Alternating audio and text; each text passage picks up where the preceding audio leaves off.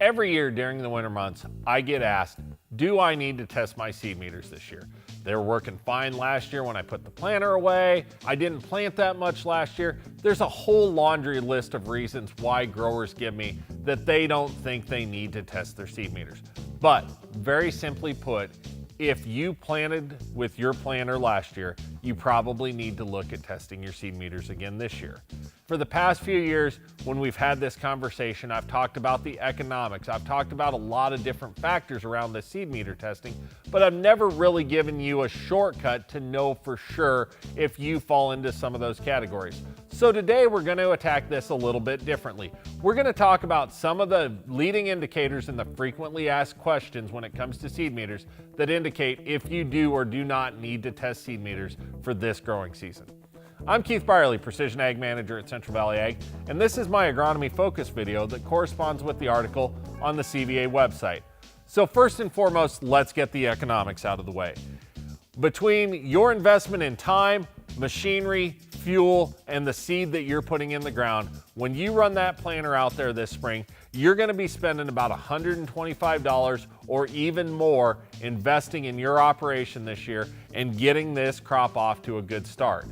When we look at the cost of seed meter testing and the fact that for 1 acre of investment, I can test 4, 5, or maybe even 6 seed meters depending on what you have, it's a pretty cheap assurance that I have going to the field that I'm ready to go.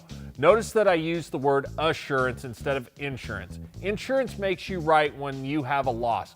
Assurance is preventative maintenance. It gives you peace of mind before you ever start that you're set up and ready for success.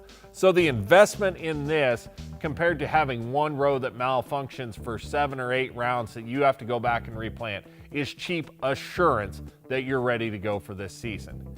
For those of you with air planters, when you've got plates in that planter, did you remove that plate before August? Was it taken out within 2 to 4 weeks of the end of planting season? If you left that plate in into the month of August or didn't take it out at all this season, I can tell you with 100% certainty your meter needs to be tested. That plate put pressure against the brushes, against the singulators, against the extractors, against all of those parts in there that are springy and move and causes disfiguration that means it can't properly do its job going into this next planting season. So if that happens, or if the plates aren't stored properly, if I stack them on the ground instead of hanging them, that can cause disfiguration of the plates, which might lead to poor planter performance. So those indicators tell me test those planters. Now, the next one is for those of you with finger planters. Did you time them properly? If you have no idea what the term time properly means, that tells me you need to get those seed meters in for testing. When a finger meter is timed properly, the belt indicates on the bottom that the fingers aren't pushing against the brush. If that finger's set against the brush all winter long, the brush is going to be disfigured, the brush is going to be borderline ruined, it's not going to singulate seed properly, and we're going to throw a lot of doubles out there. The next one is those of you that have John Deere planters with Pro Shaft drives. If you have that, I absolutely say you need to test your meters. Annually, we find about 10% of those gearboxes on those planter units fail at the seed meter because of condensation that's gotten into them. It increases the torque on that seed meter turn, which means that that meter is jumping and not operating smoothly, which leads to poor seed spacing and robs us of yield. And then finally, there's the seed that you're gonna plant this season. Last year, you may have had 35-pound seed that was very similar in size all the way through, and that planter performed flawlessly on it. This year, you might get a bag of 56-pound seed out there, and I can tell you that time and time again, we see a planter that performs at 99% perfect when it comes to singulation and spacing with one size of seed, but we put a different size in there and it falls apart.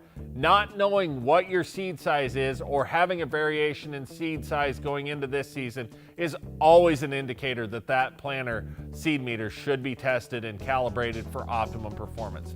So that's the long and short of it. Yes, Virginia, your seed meters do need to be tested this year, regardless of what those conditions are. But especially if you have those indicators on your farm going into this planting season, I want to see those meters in sooner than later. At CVA, we stopped testing seed meters March 15th. We believe planter preparation should be done and ready to go by that point in time. So get out there now, get those seed meters pulled off of the planter, and make a call to your trusted advisor, to your FSA, or to your ACS regional specialist to get your seed meters in now so that testing can be completed and you're ready to get that planter out and all the other things that are preventative maintenance done for optimum performance this 2019 planting season.